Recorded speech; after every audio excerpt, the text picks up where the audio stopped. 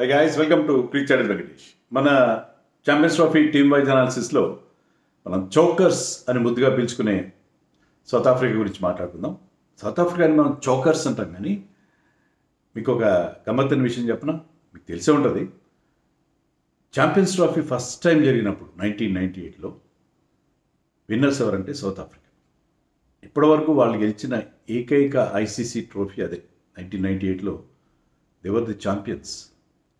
అంటే అప్పట్లో దాన్ని ఛాంపియన్స్ ట్రోఫీ అనేవారు కాదు, ఐసీసీ నాకౌట్ టోర్నమెంట్ అనేవారు. సో దాన్ని క్రమంగా ఛాంపియన్స్ ట్రోఫీగా రూపాంతరం చెందింది. సేమ్ ఫార్మాట్, అది దీని కింద లెక్కలోకి వస్తుంది. So first time winners south Africa. So ఈ ఫార్మాట్లో వాళ్ళకి లక్ మారే అవకాశం ఉంది. సో నో డౌట్ వాళ్ళు T20 వరల్డ్ కప్ మొన్న ఫైనల్కి వచ్చి ఓడిపోయారు మన చేతిలో. అంతకుముందు వన్డే వరల్డ్ కప్లో వాటిలో వాళ్ళకి ఎప్పుడు కూడా ప్రతిసారి నిరాశ ఎదురవడం, మెయిన్లీ నాకౌట్కి వచ్చారంటే నాకౌట్లో నాక్డౌట్ అయిపోవడం వాళ్ళకి అలవాటు అయిపోయింది కదా. అలాంటి టీము ఛాంపియన్స్ ట్రోఫీలో మాత్రం ఆల్రెడీ ఒకసారి గెలిచారు కాబట్టి ఆ కాన్ఫిడెన్స్ వాళ్ళకి ఉంటుంది. అది కాక ఇటీవల కాలంలో across formats they have been doing really well. చాలా బాగా పర్ఫామ్ చేస్తున్నారు. టీంలో ఆ బ్యాలెన్స్ ఉంది, అంత బాగుంది. సో ఈసారి కూడా వాళ్ళు వన్ ఆఫ్ ది టాప్ కంటెండర్స్గా ఉండే అవకాశం నాకు కనిపిస్తుంది. టీమ్ చాలా బాగుంది, టీం అయితే బాగుంది. వాళ్ళకి ఇలా ప్రాబ్లమ్స్ ఉండొచ్చు, కొన్ని ప్రాబ్లమ్స్ ఉంటుంది, కానీ team looking very good. Particularly బ్యాటింగ్లో చాలా చాలా ఎక్సైటింగ్ టాలెంట్ వాళ్ళ దగ్గర మనకి కనిపిస్తుంది. సో మన స్ట్రెంగ్స్ అండ్ వీక్నెసెస్ గురించి మాట్లాడే ముందు, వీళ్ళు ఏ గ్రూప్లో ఉన్నారు? వీళ్ళు గ్రూప్ బిలో ఉన్నారు. గ్రూప్ ఆఫ్ డెత్ అని చెప్పుకుంటున్నాం, దాంట్లో ఉన్నారు. So they will be playing their matches against England, Afghanistan and Australia. So tough గ్రూప్లో ఉన్నారు. ఫస్ట్ మ్యాచ్ 21న వాళ్ళు ఆఫ్ఘనిస్తాన్తో కరాచీలో ఆడతారు, 25న ఆస్ట్రేలియాతో రావల్పిండిలో, 1 మార్చి రోజున ఇంగ్లాండ్తో మళ్ళీ కరాచీలో మ్యాచ్లు ఆడతారు. ఇవి వాళ్ళ గ్రూప్ స్టేజ్లో. సో గ్రూప్ దాటుకోవడం అంత ఈజీ కాబోదు వీళ్ళకి, but they have got that talent. And 11 ఎలా ఉండొచ్చు? నా ఎక్స్పెక్టేషన్ ఏంటంటే Bavuma and Aiden Markram open చేస్తారనుకుంటున్నాను. Aiden Markram key member of the team. అతను బౌలింగ్ కూడా చాలా యూస్ఫుల్ అవుతుంది, అతని ఆఫ్ స్పిన్ బౌలింగ్.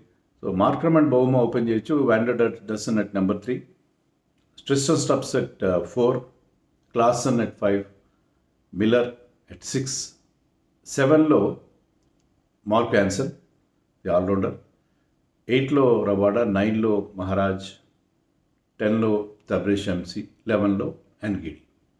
సో ఇది వాళ్ళ 11 ఉండొచ్చు అనుకుంటున్నాను. నేను వదిలేసిన 4 ప్లేయర్స్ ఎవరు, నేను లెఫ్ట్ అవుట్ చేసిన వాళ్ళు: Tony de Zorzi, good opening player; Ryan Rickelton, చాలా చాలా exciting another opener and keeper కూడా అతను; అండ్ వియాన్ మల్డర్, ఇటీవల కాలంలో he is doing well, seam bowling allrounder. And టీంలో రీప్లేస్మెంట్గా వచ్చిన కార్బిన్ బాష్ కూడా, అతని నంబర్స్ చాలా బాగున్నాయి. అన్ని ఫార్మాట్స్లో కూడా ఆఫ్ లైట్ బాగా ఆడుతున్నాడు. ఈవెన్ SA20లో కూడా, SA20లో కూడా I think is playing for Mumbai Indians ఫ్రాంచైజీకి ఆడుతున్నట్టుగా ఉన్నాడు. అండ్ అతను very good exciting allrounder. So అతను హెన్రిక్ నోకియా ప్లేస్లో టీంలోకి వచ్చాడు. సో అయితే మనం అనుకున్నట్టుగా వాళ్ళ బ్యాటింగ్ డెప్త్ కోసం కావాలంటే వాళ్ళు ఎన్గిడిని డ్రాప్ చేసి కార్బిన్ బాష్ని కూడా ఆడించుకునే అవకాశం ఉంది. కానీ బౌలింగ్లో కొంత వీక్నెస్ వస్తుందేమో చూడాలి. బట్ బ్యాటింగ్లో కూడా వాళ్ళకి కొంచెం డెప్త్ లేని పరిస్థితి మనకు కనిపిస్తుంది.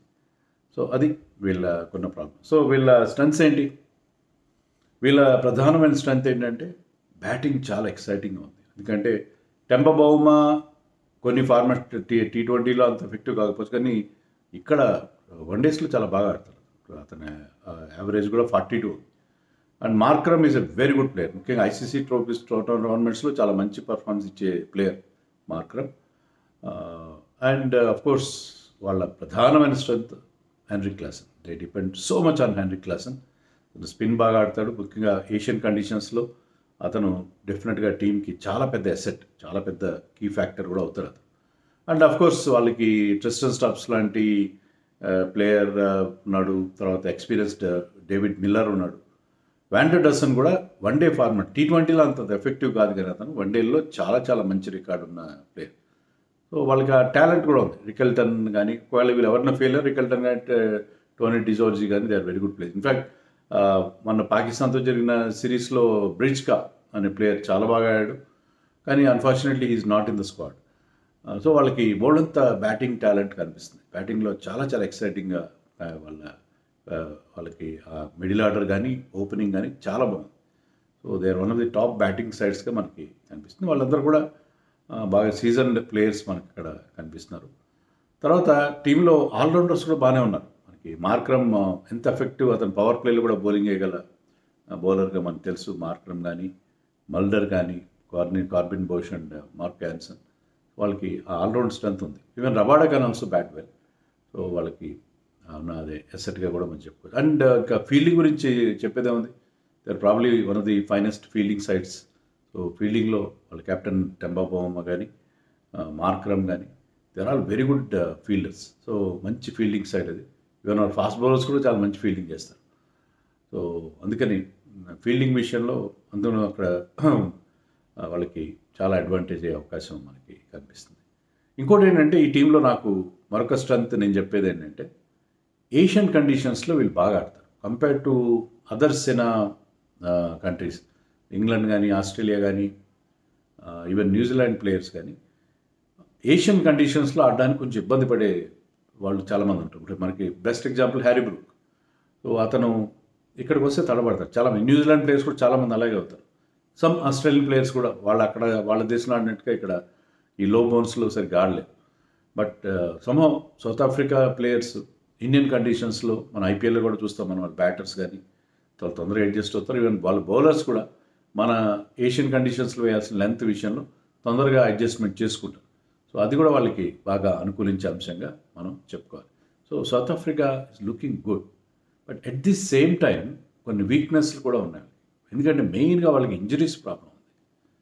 4 top class fast bowlers they are out with injury. Anrich నోకియా ఒరిజినల్గా స్క్వాడ్లో ఉన్నాడు, కానీ అతని ఇంజరీ వల్ల అతనిని వదులుకోవాల్సి వచ్చింది. జెరాల్డ్ కార్జియా పరిస్థితి అదే ఉంది. లిజార్డ్ విలియమ్స్ అంతే. And Nandre Burger very pacy bowler.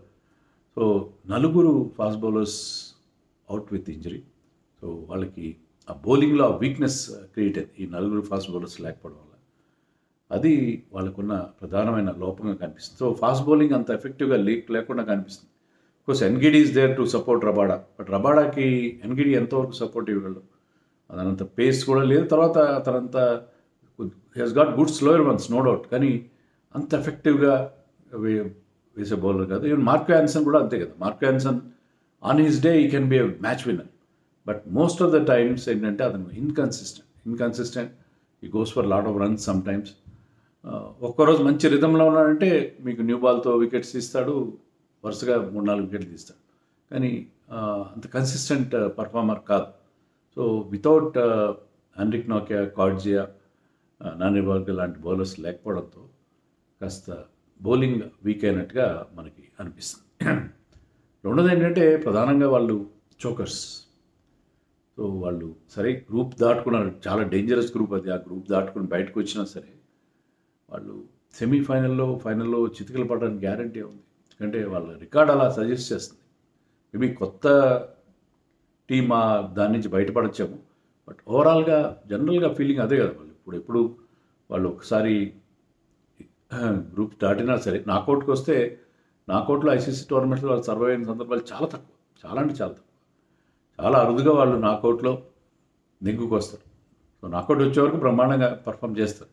అది వాళ్ళకున్న ఇంకొక లోపంగా కూడా చెప్పుకోవాలి. తర్వాత స్పిన్ బౌలింగ్ కూడా వాళ్ళకి కోచ్ కేశవ్ మహారాజ్ చాలా ఎక్స్పీరియన్స్ ఉంది, కానీ ఈ ఫార్మాట్లో అతను ఎంతవరకు ఎఫెక్టివ్, అతను కానీ తబ్రిజ్ షమ్సీ కానీ అంత వావ్ స్పిన్నర్స్ కాదు వాళ్ళు. సో వికెట్ టేకింగ్ కూడా కాదు. Tabraiz Shamsi being a chinaman bowler okay, కానీ అంత ఎఫెక్టివ్ బౌలర్ కాదేమో అని నాకు అనిపిస్తుంది. సో వాళ్ళకి స్పిన్ బౌలింగ్లో కావాల్సినంత స్ట్రెంగ్త్ లేని పరిస్థితి మనకు అనిపించింది.